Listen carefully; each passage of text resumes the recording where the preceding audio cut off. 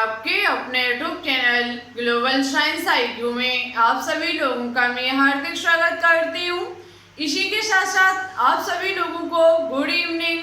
तो जैसा कि आप सभी लोगों ने थंबनेल में देख ही लिया होगा, मैं दिशा यादव आज आपके लिए केमिस्ट्री का मॉक टेस्ट नंबर 7 लेकर के आई हूँ, जिसमें आज हम आपको तत्वों के निष्कर्षण के सिद्धांत तथा प्रक्रम से बनने वाले top previous year question solve कराने वाली हूँ। जैसा कि आप सभी लोगों को पता है कि हम मॉक टेस्ट नंबर 6 में तत्वों के निष्कर्षण के सिद्धांत तथा प्रक्रम से top 15 previous year question solve करा चुकी हूँ। शेष हमारे जो 15 क्वेश्चंस बचे थे उनको हम आज की क्लास में कंप्लीट कराएंगे, क्योंकि हम आपको हर एक चैप्टर से 30 प्रीवियस ईयर पूछे हुए क्वेश्चंस सॉल्व करा रही हूँ।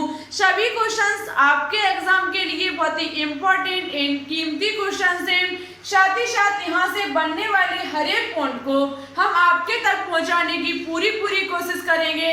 तो आप सभी लोग आज की क्लास को बिल्कुल भी स्किप मत करना, अंत तक देखना। साथ ही साथ यदि आप हमारे चैनल पर न्यू हो तो प्लीज इसे एक बार सब्सक्राइब करके बेल आइकन को प्रेस ऑल पर क्लिक कर लें, जिससे हमारी अन्य आने वाली वीडियो के नोटिफिकेशन आपके पास सबसे पहले पहुंच सके।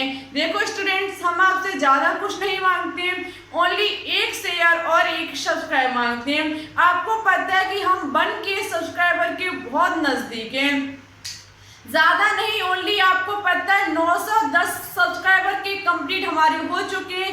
ओनली 90 सब्सक्राइबर यदि कंप्लीट और हो जाएं तो हमारी लाइव क्लास चलनी स्टार्ट हो जाएगी। थोड़ा और प्रयास कीजिए, थोड़ा और सपोर्ट कीजिए, जिससे कि आपके 1K सब्सक्राइबर कंप्लीट हो जाए और आपकी लाइव क्लास चलनी स्टार्ट हो जाए।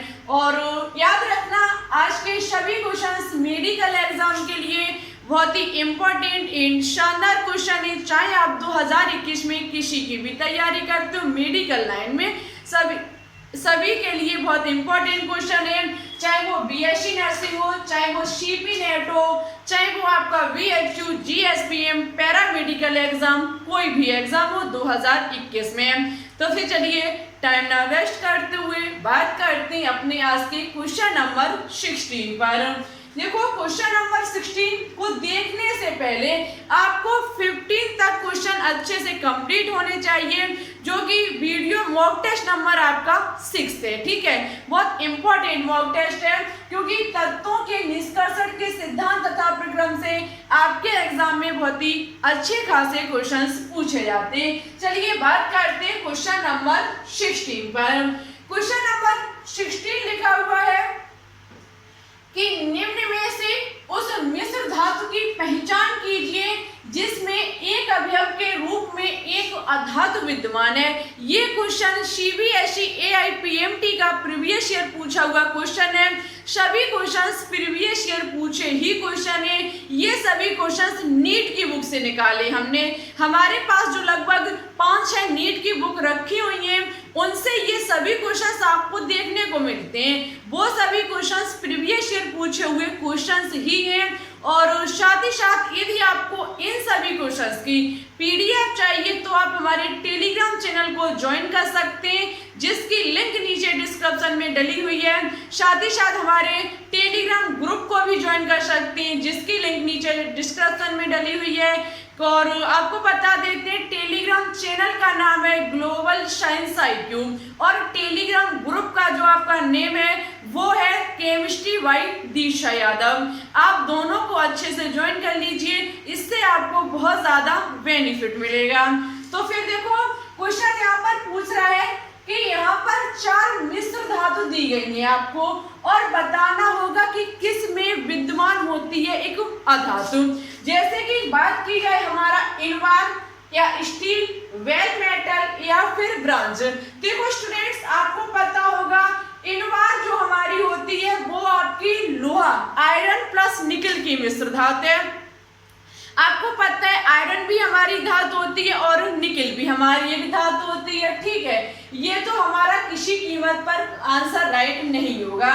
जबकि स्टील की बात की जाए तो स्टील आपको स्टूडेंट्स पता होनी चाहिए कि ये आयरन प्लस कार्बन की मिश्र धातु है। ये जो स्टील है आपकी, हम लिख देते हैं यहाँ पर, ये जो स्टील है स्टूडेंट्स, ये आपका आयरन प्लस कार्बन की मिश्र धातु होती है।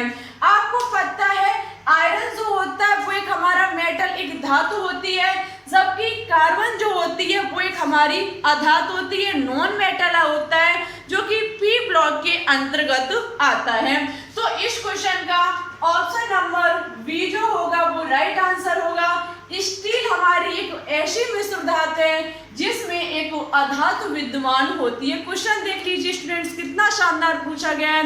एग्जामिनर का कोई भरोसा नहीं है कि एग्जाम में कहां से क्वेश्चंस रख दे, ठीक है। ओनली आपको क्वेश्चन को अच्छे से पकड़ना होगा। यहाँ पर हम और भी देख सकते हैं वेल मेटल। वेल मेटल जो होता है वो कॉपर और टिन की मिश्र धातु है, और ये भी हमारी कॉपर और टिन की मिश्र धातु है, ठीक है।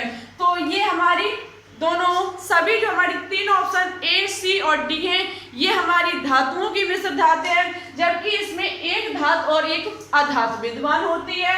ऑप्शन नंबर बी जो होगा वो इस क्वेश्चन का राइट आंसर होगा। क्वेश्चन नंबर 17 कह रहा है कि निम्न में से कौन सा लोहे का खनिज है। निम्न में से कौन सा लोहे का खनिज है? मैग्नेटाइट, कैल्साइट, पायरोलूसाइड या फिर मैग्नेटाइट। तो देखो स्टूडेंट्स, मैग्नेटाइट जो होता है, मैग्नेटाइट जो होता है वो आपका एक लोहे का खनिज होता है। हम आपको सभी के बारे में बारी बारी बताएंगे। देखो सबसे पहले जैसे कि हम मैग्नेटाइट की बात करें, यहाँ पर कहीं जगह नहीं, चलो यहाँ पर जगह हम सबको बता देते हैं। जो आपका ऑप्शन नंबर ए लिखा हुआ है मैग्नेटाइट, मैग्नेटाइट जो होता है इसका फॉर्मूला CuCO3, ये जो मैग्नेटाइट है CuCO3 CuOH का होल ट्वाइस होता है, ठीक है। जो आपका ये मैग्नेटाइट होता है वो CuCO3 इंटू CuOH का होल ट्वाइस होता है, और ये हमारी एक कॉपर है, कॉपर का आयस्क है, ठीक है। जो आपका मैग्नेटाइट है वो एक कॉपर का आयस्क है। ऑप्शन नंबर बी में आपका लिखा हुआ है कैल्साइट। कैल्साइट हमने आपको कल भी बताया था, ये टिन का आयस्क होता है SnO2, ये हमारी टिन का आयस्क है, ठीक है। जो आपकी कैल्साइट है ये हमारा टिन का आयस्क SnO2 होता है। ऑप्शन नंबर सी लिखा हुआ है पायरोलूसाइड। पायरोलूसाइड जो होता है ये हमारा MnO2 होता है। पायरोलूसाइड MnO2 ये हमारी मैंगनीज का एक आयस्क है, ये हमारा मैंगनीज का आयस्क है, ये हमारा टिन का आयस्क है, ये हमारा कॉपर का आयस्क है। और मुझे पूछा किसका गया था, लोहे का खनिज या फिर लोहे का आयस्क, तो ये होता है मैग्नेटाइट। और मैग्नेटाइट का फॉर्मूला जो होता है वो होता है Fe2O4, ठीक है, सॉरी Fe3O4, ठीक है। Fe3O4 मैग्नेटाइट का फॉर्मूला होता है, जो कि एक लोहे या फिर आयरन का खनिज या फिर हम कह सकते हैं अयस्क होता है। यही मुझे पूछा गया था। ऑप्शन नंबर डी जो होगा वो इस क्वेश्चन का राइट आंसर होगा। क्वेश्चन नंबर 18 बहुत शानदार क्वेश्चन लिखा हुआ है। यहाँ से आपके लगभग 4 से लेकर के 5 क्वेश्चन कंप्लीट होंगे। वीडियो को अंत तक वॉच करते रहना, साथ ही साथ इस क्वेश्चन को बहुत अच्छे से नोट करना कॉपी में और अच्छे से बैठा लेना माइंड में, ठीक है। क्वेश्चन देखो लिखा हुआ है कि स्तंभ 1 के उल्लेख को स्तंभ 2 के उल्लेख से मिलान सही संकेत पद्धति है। क्वेश्चन कह रहा है कि स्तंभ 1 और स्तंभ 2 को मिलाइए एवं यहाँ पर लिखे हुए संकेत में बताइए कि कौन सी पद्धति राइट होगी। जैसे कि स्तंभ 1 में साइनाइड प्रक्रम दिया गया, फेन फिलामेंट दी गई है, विद्युत अपघटनी अपचयन दिया गया है और मंडल परिष्करण दिया गया है।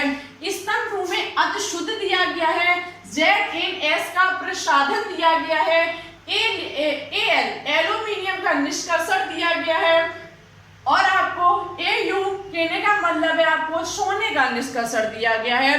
देखो स्टूडेंट्स, ऐसे क्वेश्चंस को सॉल्व करने से पहले आप उन चीज पर पहले नजर डालें जो आपको पता है, ठीक है। आपको 4 स्तंभ, कहने का मतलब है 4 दिए जाएंगे और आपको 4 का मिलान करने के लिए आप उसको पहले पकड़े जो आपको पता है। जैसे कि कल वाली क्लास जिन स्टूडेंट्स ने अच्छे से देखी होगी उनमें लगभग 1-2 क्वेश्चन आपको पता होंगे। जैसे साइनाइड प्रक्रम की बात की जाए तो साइनाइड प्रक्रम में हमने आपको बताया था कि वहां पर Ag का निष्कर्षण होता है। Ag का मतलब समझते हो, सिल्वर का निष्कर्षण होता है। लेकिन एक बात का अच्छे से याद रखना, जिसमें सिल्वर का निष्कर्षण होता है, जिस प्रक्रम के द्वारा सिल्वर का निष्कर्षण होता है उसी प्रक्रम के द्वारा हमेशा सोने का भी निष्कर्षण होता है। तो हमारा साइनाइड प्रक्रम किससे जाकर के मिलान करेगा? Au से जाकर के मिलान करेगा। ऑप्शन नंबर ए, ऑप्शन नंबर 4 पर जाकर के मिलान करेगा। साइनाइड प्रक्रम के माध्यम से हमेशा याद रखना Ag, Au दोनों का निष्कर्षण किया जाता है। नेक्स्ट हमारा कह रहा है फेन पिलवन विधि। फेन पिलवन विधि में हमने आपको एक चीज बताई थी, गैलेना, PVS। गैलेना जो होती है उसका निष्कर्षण फेन पिलवन विधि के द्वारा किया जाता है। जो आपकी फेन पिलवन विधि होती है उसमें स्टूडेंट्स एक प्रसाधन मिला होता है जो कि ZnS होता है, ZnS होता है। ये ZnS जिसे कहा जाता है स्पेलेराइड, क्या कहा जाता है? इसे कहा जाता है स्पेलेराइड। लिख लीजिए, हम लिख देते हैं, कोई दिक्कत नहीं है। स्पेलेराइड, ZnS को स्पेलेराइड कहा जाता है। स्पेलेराइड और आपका पायरोगेराइड, ये 2 उपस्थित होते हैं आपके गैलेना में। इनको अलग करने के लिए जो विधि प्रयुक्त होती है वो हमारी फेन पिलवन विधि का प्रयोग किया जाता है, तभी हमारे गैलेना का निष्कर्षण होता है। आगे दिया गया विद्युत अपघटनी अपचयन। विद्युत अपघटनी अपचयन की बात की जाए तो हमेशा याद रखना इसमें क्या होता है, इसके माध्यम से हम सोडियम का निष्कर्षण कर सकते हैं, पोटेशियम का कर सकते हैं, कैल्शियम का कर सकते हैं और साथ ही साथ हम इसका एल्यूमिनियम का भी निष्कर्षण कर सकते हैं। किसके द्वारा? विद्युत अपघटनी अपचयन विधि के द्वारा। आगे है मंडल परिष्करण। मंडल परिष्करण के द्वारा क्या होता है? अतिशुद्ध किया जाता है। क्वेश्चन उठता है किसको अशुद्ध किया जाता है? तो याद रखना यहाँ से सिलिकॉन को, जर्मेनियम को इत्यादि एलिमेंट का शुद्धिकरण किया जाता है। अशुद्ध को अतिशुद्ध किया जाता है। ठीक है, कहां से? यहाँ से मंडल परिष्करण विधि के द्वारा। मुझे उम्मीद है चारों क्वेश्चन अच्छे से क्लियर हुए होंगे। हमारा कोड बनके तैयार हो रहा है 4 2 3 1, 4 2 3 1। ऑप्शन नंबर सी जो होगा वो इस क्वेश्चन का राइट आंसर होगा। क्वेश्चन बहुत मजेदार था। हाँ, याद रखना ये क्वेश्चन आपका नीट का पूछा हुआ क्वेश्चन है, नीट फेज सेकंड 2016 का। देख लेना, आप कोई भी आपके पास बुक उठा के देख लेना, ये क्वेश्चन नीट 2016 शायद फेज 1 या फिर फेज 2 में पूछा गया था। ठीक है, 2016 का पूछा हुआ क्वेश्चन है, ज्यादा दूर का नहीं है, पास ही का पूछा गया है। क्वेश्चन बहुत इंपॉर्टेंट है, ध्यान से नोट डाउन करना। क्वेश्चन नंबर 19 कह रहा है कि निम्नलिखित तत्वों में से कौन सा पिग आयरन का मतलब कच्चा लोहा में अधिकतम मात्रा में अशुद्ध रूप में उपस्थित रहता है। क्वेश्चन देखो कितना अच्छा लिखा हुआ है कि निम्नलिखित तत्वों में से कौन सा पिग आयरन, जिसे कच्चा लोहा कहा जाता है, इसमें अधिकतम मात्रा में अशुद्धि के रूप में उपस्थित रहता है। तो देखो कार्बन जो होता है वो पिग आयरन में सबसे अधिक मात्रा में अशुद्धि के रूप में उपस्थित रहता है। वैसे कार्बन से पहले हमारा आयरन होता है। ठीक है, यदि आपको यहाँ पर ऑप्शन में आयरन दिया जाता तो आप आयरन पर टिक करते, क्योंकि पिग आयरन कच्चे लोहे में सबसे अशुद्धि के रूप में हमारा Fe ही होता है, Fe के बाद कार्बन होता है। लेकिन यहाँ पर आयरन Fe नहीं दिया गया था, इसलिए हमने कार्बन पर टिक किया। ऑप्शन नंबर नंबर ए जो होगा वो इस क्वेश्चन का राइट आंसर होगा। मुझे उम्मीद है कि ये आपके चारों क्वेश्चन बहुत अच्छे से कंप्लीट हुए होंगे। डाउट लग रहा हो मन में किसी भी प्रकार का, कमेंट बॉक्स में लिख दीजिएगा। हम आपको नेक्स्ट क्लास में समझाने की पूरी कोशिश करेंगे। वीडियो अच्छी लगे तो प्लीज प्लीज प्लीज इसे लाइक करना बिल्कुल भी ना भूलें और एक शेयर करना बिल्कुल भी ना भूलें। ले लीजिए स्क्रीनशॉट। बात करते हैं शेष क्वेश्चंस पर। चलिए तो अब हम बात करते हैं क्वेश्चन नंबर 20 पर। क्वेश्चन नंबर 20 कह रहा है कि निम्न में से कौन सा तत्व पिटवा लोहा में मुख्य अशुद्ध घटक है। निम्न में से कौन सा तत्व पिटवा लोहा में मुख्य अशुद्ध घटक है। सिलिकॉन है, ऑक्सीजन है, सल्फर है या फिर ग्रेफाइट है। देखो सबसे पहले आपको पता होना चाहिए कि पिटवा लोहा जो होता है वो बनता कैसे है। तो देखो हम कुछ पॉइंट के माध्यम से आपको समझा देते हैं। जो अयस्क से प्राप्त हमें लोहा होता है, अयस्क से प्राप्त जो हमें लोहा होता है वो हमारा कच्चा लोहा जिसे हम पिग आयरन कहते हैं। ठीक है, जो हमें अयस्क से प्राप्त लोहा होता है उसे कच्चा लोहा या फिर पिग आयरन कहा जाता है। उसी कच्चे लोहे को जब हम परावर्तनी भट्टी में डालते हैं, जब उसी लोहे को हम परावर्तनी भट्टी में डाल करके वायु की उपस्थिति में जब हम गर्म करते हैं तब मुझे पिटवा लोहा की प्राप्ति होती है। ठीक है, एक बार फिर से, जब हम अयस्क से प्राप्त हमें लोहा होता है वो हमारा कच्चा लोहा या फिर पिग आयरन कहलाता है। ठीक है, उसी कच्चे लोहे को जब हम परावर्तनीय भट्टी में वायु की उपस्थिति में गर्म करते हैं तब स्टूडेंट्स पिटवा लोहा का निर्माण होता है। और उस टाइम पिटवा लोहा में जो हमारी अशुद्धि होती है 4 से 5% के समथिंग वो हमारी ग्रेफाइट की होती है। यहाँ पर यदि कार्बन ऑप्शन दिया जाता तो उस पर आप टिक करके आ सकते थे यदि ग्रेफाइट ना होता तो, क्योंकि ग्रेफाइट एक कार्बन का ही अपर रूप है तो एक प्रकार का कार्बन ही बोला जाएगा।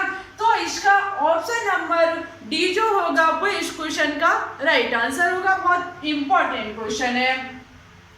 नेक्स्ट क्वेश्चन है कि निम्न धातुओं के युग्मों में से कौन सा बॉर्न आर्केन विधि द्वारा शुद्ध किया जाता है। बहुत शानदार एंड झक्कास क्वेश्चन है, एग्जाम में आने लायक है कि निम्न धातुओं के युग्मों में से कौन सा बॉर्न आर्केन विधि द्वारा शुद्ध किया जाता है। यदि आपने हमारा मॉक टेस्ट नंबर 6 देखा होगा तो इसका आंसर भी पता होगा। यदि देखा है तो दे दीजिए कमेंट बॉक्स में इसका आंसर। देखते हैं कितने स्टूडेंट्स इसका सही और अच्छे से आंसर देते हैं। यदि पिछली क्लास को देखा होगा तो आप इसका आंसर चुटकियों में दे लेंगे, नहीं देखा होगा तो देने में प्रॉब्लम हो सकती है, गलत भी हो सकता है, लेकिन कोई बात नहीं, गलत दो चाहे सही दो लेकिन आंसर आपको हर हाल में देना है। नेक्स्ट क्वेश्चन लिखा हुआ है यहाँ पर कि अर्धचालकों में प्रयुक्त सिलिकॉन तत्व का परिशोधन किस विधि द्वारा किया जाता है। यहाँ पर 2 क्वेश्चन कंप्लीट होते हैं। जो हमारा सिलिकॉन होता है वो एक तो अर्धचालकों में प्रयुक्त होता है, क्वेश्चन नंबर 1 तैयार हुआ। सेकंड क्वेश्चन, सिलिकॉन तत्व परिशोधन किस विधि द्वारा किया जाता है। क्षेत्र परिसंकरण विधि द्वारा, गर्म करना, झाग प्लवन विधि द्वारा, विद्युत अपघटनीय विधि। तो देखो स्टूडेंट्स, जो अर्धचालकों में सिलिकॉन प्रयुक्त होता है इसका परिशोधन क्षेत्र परिसंकरण विधि द्वारा किया जाता है। परिसंकरण विधि के द्वारा किसका शोधन किया जाता है, सिलिकॉन का परिशोधन किया जाता है। क्वेश्चन एग्जाम में बनने लायक है। नेक्स्ट क्वेश्चन 23 लिखा हुआ है कि वात्या भट्टी में सर्वाधिक ताप किस क्षेत्र में होता है। वात्या भट्टी में सर्वाधिक जो हमारा ताप होता है वो किस क्षेत्र में होता है, गलन क्षेत्र में, अपचयन क्षेत्र में, दहन क्षेत्र में या फिर इनमें से कोई नहीं। तो वात्या भट्टी जो होती है उसमें जो ताप होता है वो अधिकतम दहन क्षेत्र में होता है। ठीक है, दहन क्षेत्र में जो ताप होता है वो सर्वाधिक होता है किसमें, वात्या भट्टी में। ऑप्शन नंबर सी जो होगा वो इस क्वेश्चन का राइट आंसर होगा। नेक्स्ट क्वेश्चन कि वात्या भट्टी में आयरन के प्रगलन में निम्न प्रक्रम प्रयुक्त नहीं होता है। वात्या भट्टी में आयरन के प्रगलन में निम्न प्रक्रम होता है, ऑक्सीकरण, अपचयन, विघटन या फिर ऊर्ध्वपातन। तो स्टूडेंट्स, ऊर्ध्वपातन जो प्रक्रम होता है वो बात्या भट्टी में प्रगलन के दौरान प्रयुक्त नहीं होता है। ऊर्ध्वपातन क्रिया आपको प्रक्रम पता ही होगा। ऊर्ध्वपातन वो होता है जो किसी भी ठोस अवस्था को गैस अवस्था में और गैस अवस्था को ठोस अवस्था में परिवर्तित कर देता है। ऑप्शन नंबर डी जो होगा वो इस क्वेश्चन का राइट आंसर होगा। क्वेश्चन नंबर 25 लिखा हुआ है कि कॉपर के निष्कर्षण में प्राप्त धातुमल है। कॉपर के निष्कर्षण में प्राप्त धातुमल FeSiO3 है। FeSiO3 कॉपर के निष्कर्षण में प्राप्त धातुमल है। कैसे है? तो आप हमारी जो हमने टॉपिक क्लास डाली है इसकी तत्वों के निष्कर्षण के सिद्धांत एवं प्रक्रम की, उसको देख सकते हैं। बहुत अच्छे से कैसे धातुमल आंसर बनता है हमने आपको बहुत डिटेल से समझाया, ठीक है। क्लास को आपके लिए देखना बहुत ज़्यादा इंपॉर्टेंट बनता है। कुछ ऐसी चीज़ें होती हैं जो आपको हम क्लास में अच्छे से समझा देते हैं। हमने आपको पता है इनऑर्गेनिक केमिस्ट्री की लगभग 85+ क्लासेस दे चुके हैं और ऑर्गेनिक केमिस्ट्री की हमारी 22 क्लासेस कंप्लीट हो चुकी हैं। आपको पता होना चाहिए ऑर्गेनिक केमिस्ट्री हम डेली चलाते हैं, लेकिन रीज़न क्या है इसका, हम क्यों गैप कर रहे हैं? क्योंकि आप वीडियो को सपोर्ट नहीं करते हो, देखते नहीं हो। और जब स्टूडेंट्स हम 5-6 घंटे आपके लिए मेहनत करेंगे तो हमारा तो ये कहना है कि उस क्लास को कोई ना कोई देखे, कम से कम उसमें एक दिन में 100 व्यू तो आने ही चाहिए। आपको हम बहुत ज़्यादा धन्यवाद कहना चाहती हूँ कि आप हमारी चैप्टर वाइज क्वेश्चंस की इस सीरीज को बहुत ज़्यादा सपोर्ट करते हो। Thank you so much. इसी प्रकार से आप सपोर्ट बनाए रखना। यदि इसी प्रकार से सपोर्ट बनाए रखें तो आपकी बहुत जल्द लाइव क्लास स्टार्ट हो जाएगी। आपसे हाथ जोड़ करके रिक्वेस्ट है कि आप प्लीज़ ऑर्गेनिक केमिस्ट्री को भी अच्छे से देखिए, क्योंकि वहाँ से आपको बहुत ज़्यादा लाभ होगा। ऑर्गेनिक केमिस्ट्री से क्वेश्चंस बहुत अच्छे खासे बनते हैं। यदि आप अपने क्लासेस को नहीं देखोगे तो अपना नुकसान करोगे। कैसे? यदि आप नहीं देखोगे तो हम क्लास को डालेंगे नहीं, और जब स्टूडेंट्स डालेंगे नहीं तो आपको कहीं ना कहीं एग्जाम में जाकर के कहने का मतलब है नुकसान हो सकता है।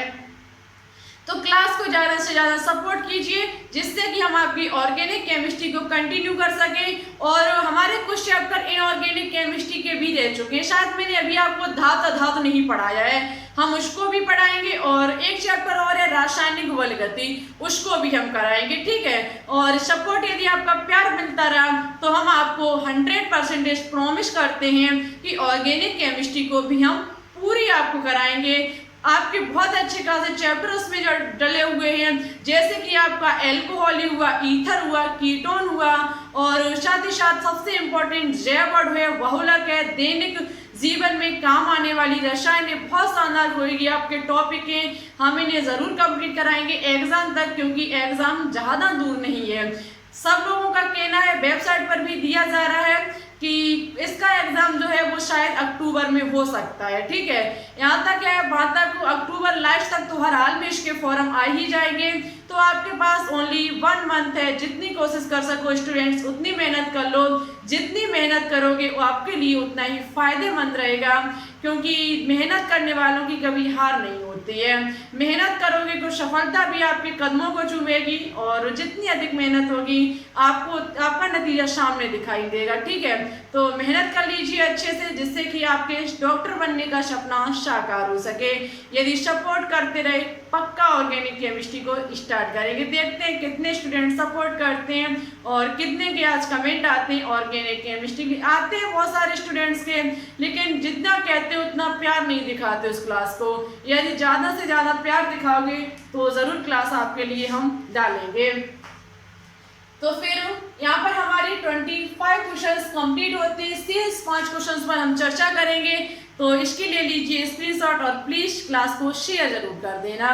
और कोशिश कीजिएगा कि ये टारगेट हमारा 10 अक्टूबर तक, या हम तो कहते हैं कि आप यदि कोशिश करते रहे तो ये 5 अक्टूबर तक हमारी लाइव क्लास चलनी स्टार्ट हो सकती है।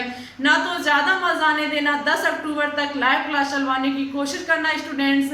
यदि एक भी स्टूडेंट्स अपने एक दोस्त के साथ शेयर करेगा तो शायद ये टारगेट 2 दिन में कंप्लीट हो जाएगा।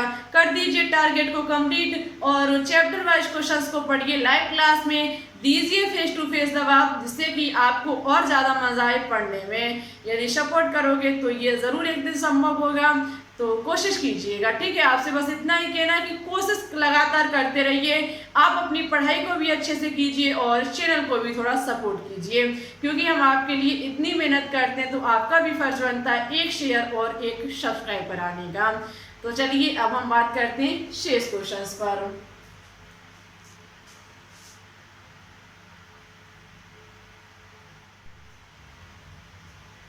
चलिए तो अब हम बात करते हैं क्वेश्चन नंबर 26 पर। क्वेश्चन नंबर 26 कह रहा है कि फूल्स गोल्ड किसे कहते हैं। फूल्स गोल्ड किसे कहते हैं। देखो, फूल्स गोल्ड का मतलब है मूर्ख सोना। यदि एग्जाम में मूर्ख सोना दिया जाए या फिर फूल्स गोल्ड दिया जाए, बात एक ही है। जो हमारा फूल्स गोल्ड होता है वो किसे कहा जाता है। Al2S3 को, Sb2S5 को, Fe2 को, या फिर CuZn के मिश्रण को। तो देखो स्टूडेंट्स, जो फूल्स गोल्ड मूर्ख सोना कहा जाता है वो Fe2 को कहा जाता है। फेरिक सल्फाइड को क्या कहा जाता है, फूल्स गोल्ड या फिर मूर्ख सोना कहा जाता है। ऑप्शन नंबर सी जो होगा वो इस क्वेश्चन का राइट आंसर होगा। नेक्स्ट क्वेश्चन है कि एजुराइट का सूत्र है। एजुराइट इसका यहाँ पर आपको सूत्र पूछा गया है, और हम आपको बता देते हैं एजुराइट जो है वो एक कॉपर का अयस्क है, ठीक है। कॉपर का एक अयस्क होता है एजुराइट। इसका जो सूत्र होता है स्टूडेंट्स वो हमारा होता है 2CuCO3 इंटू CuOH का होल ट्वाइस। ये हमारा सूत्र जो होता है वो एजुराइट का होता है 2CuCO3 इंटू CuOH का whole twice. Option number A जो होगा वो इस क्वेश्चन का राइट आंसर होगा। नेक्स्ट क्वेश्चन है कि मैट में मुख्यतः होता है, ये क्वेश्चन इंपॉर्टेंट है। मैट में मुख्यतः होता है FeS, Cu2S, Cus तथा Fe2S3, या फिर डी लिखा हुआ है Cu2S तथा Fes। तो देखो, मैट में मुख्यतः copper sulphate, ferric sulphate, sulphide Cu2S तथा Fes होता है। Cu2S तथा Fes मैट में मुख्यतः पाया जाता है। ऑप्शन नंबर डी जो होगा वो इस क्वेश्चन का राइट आंसर होगा। क्वेश्चन नंबर 29 लिखा हुआ है कि विस्मित धातु का शोधन निम्न में से किस विधि द्वारा किया जाता है। बहुत इंपॉर्टेंट क्वेश्चन है कि जो आपकी विस्मित धातु होती है इसका जो शोधन होता है वो किस विधि के द्वारा किया जाता है। तो इसका शोधन द्रवण विधि के द्वारा किया जाता है। विस्मित धातु का जो शोधन होता है वो द्रवण विधि के द्वारा किया जाता है। ऑप्शन नंबर सी जो होगा वो इस क्वेश्चन का राइट आंसर होगा।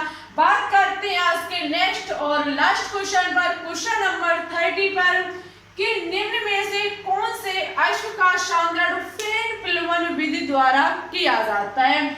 निम्न में से कौन से अश्व का सांद्रण फेन प्लवन विधि के द्वारा किया जाता है। कार्बोनेट का, सल्फाइड का, ऑक्साइड का, या फिर फॉस्फेट का। तो स्टूडेंट्स, फेन प्लवन विधि के द्वारा हमेशा सल्फाइडों का सांद्रण किया जाता है। सांद्रण जो किया जाता है वो सल्फाइड अयस्कों का किया जाता है। ऑप्शन नंबर बी जो होगा वो इस क्वेश्चन का राइट आंसर होगा। तो जैसा कि हमने आपसे कहा कि हम आपको 30 क्वेश्चन देंगे, प्रीवियस ईयर पूछे हुए क्वेश्चन, वो ही हमने आपके लिए किया। इस प्रकार से आपके 3 चैप्टर यहाँ पर कंप्लीट होते हैं।